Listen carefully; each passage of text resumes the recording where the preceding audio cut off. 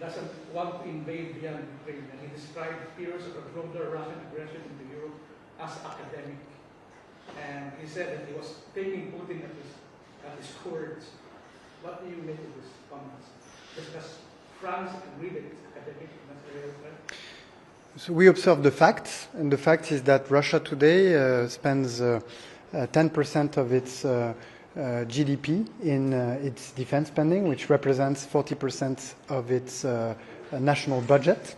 That its aggressivity over the past 3 years has extended way beyond Ukraine itself, with information manipulation affecting France itself, but most importantly, or more seriously even, European countries like Romania, where a presidential election had to be cancelled due to disinformation campaigns led by Russian actors. We've seen acts of sabotage and other attempts to destabilize European countries, especially on the eastern flank of Europe, with the instrumentalization of migration and tampering with borders. So the aggressivity of Russia is not theoretical; it's very factual, and many countries in Europe have already experienced the consequences, the very tangible consequences of such aggressivity. You mentioned that the risk of war on the European continent has never been greater. We've also seen rearmed Europe and readiness to defend. Can you tell me what France is expecting in terms of building up its defense capabilities in the next 5 years or so? What should we expect? Well, we cannot but observe that the front line has gotten closer to Europe over the past few years, and since Russia launched its full-scale invasion of Ukraine. We want peace. We want durable peace on the continent, and that's why we need to deter any threat, whether it comes from Russia or other sources, because there are many sources of threat. At the same time, we've heard our American allies express their intent to reduce at some point their level of commitment in Europe, and that's why the time has come for us to step up and take our responsibility for our own security. In the past few days, very important meetings have taken place in Europe, in Paris 10 days ago, that brought together army chiefs of almost 30 countries, working together to design what may be the security arrangements leading to a durable peace in Ukraine once peace will have been agreed upon. And more recently, last week, the European Council, the 27 members of the European Union, agreed to define what the capacity gaps are that Europe needs to fill, and agreed to put together the financing instruments in order for the 27 member states to be able to fill these gaps. This is a major step in European history. Taken together, this period is as important for European security architecture as the preparation leading to the creation of NATO in 1949.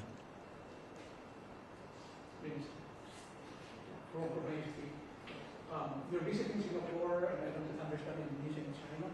What message are you bringing into these countries, in particular China, especially in the context of this changing world order? Well, today I'm in Singapore, and tomorrow I will be in Indonesia. The message that I'm bringing is that France is an Indo-Pacific nation. It has the second largest maritime domain in the world, 2/3 of which are in the Indo-Pacific. With its overseas territory, France has north of 1.5 million citizens living in this area on French territory, and close to 8,000 troops in the area, contributing to its security and its stability. And it is our intention to deploy the Indo-Pacific strategy laid out by President Macron in 2019.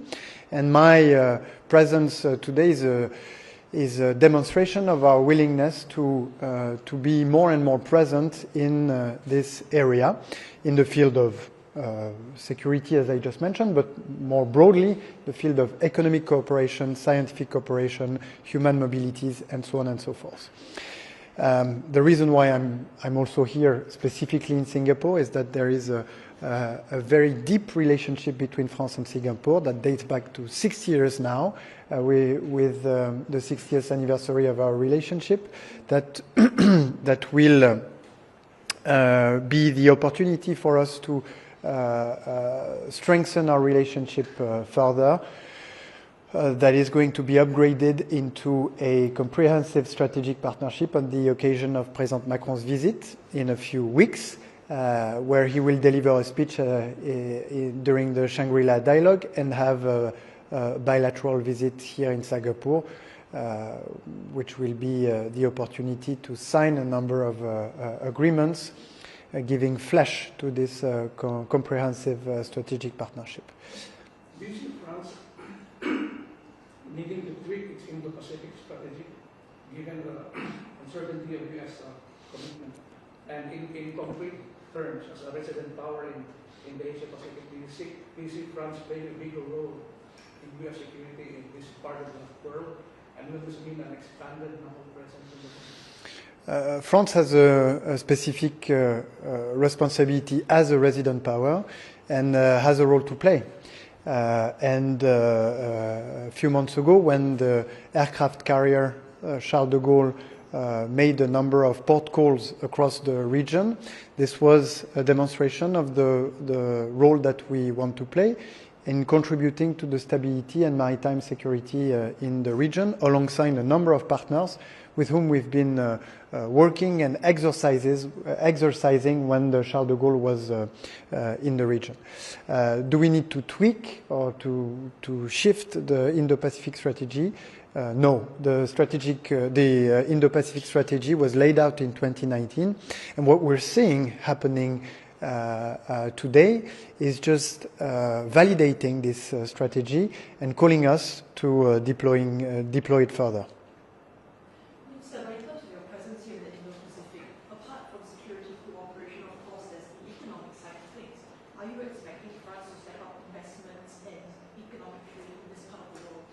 Absolutely, and specifically here in Singapore, I can think of at least 3 sectors where we are envisioning very fruitful opportunities. One is transportation. My colleague, Minister of Transport, was here yesterday. Another is technology with AI and quantum, and we hope to be able to announce some very important investments on the occasion of President Macron's visit. A third one is energy, where we think we can build very fruitful partnerships, whether it's civil nuclear energy, and I want to highlight the presence in Singapore of our most prestigious research centers of le CEA and the CNRS, from where we can build such a partnership and such an intimacy between France and Singapore. I also want to highlight our support for the ASEAN power grid. We're in the process of building a cluster of French companies with deep and ancient expertise in developing energetic networks.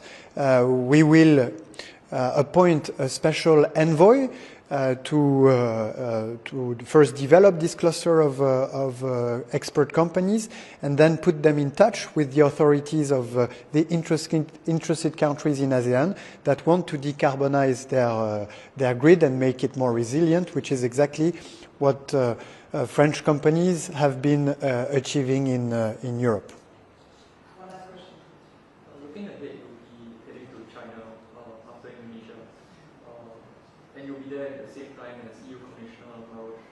So who is actually dealing with Chinese on the question of tariffs, right?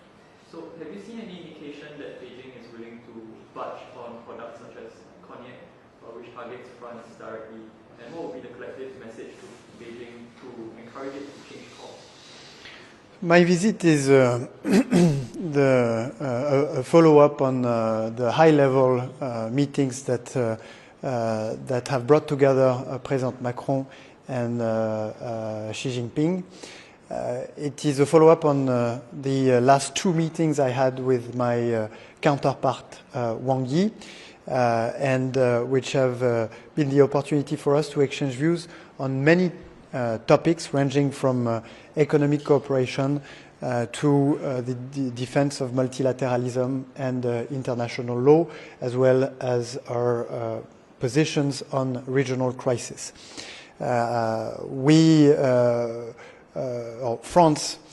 France's view is to engage with China and to build cooperations in many dimensions, ranging from economic to cultural, but also scientific and human mobilities.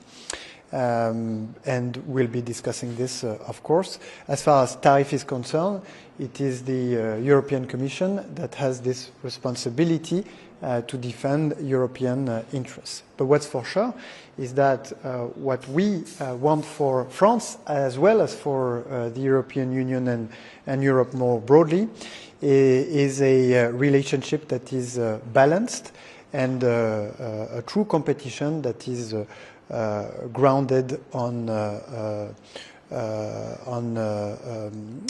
loyal competition. Thank you very much.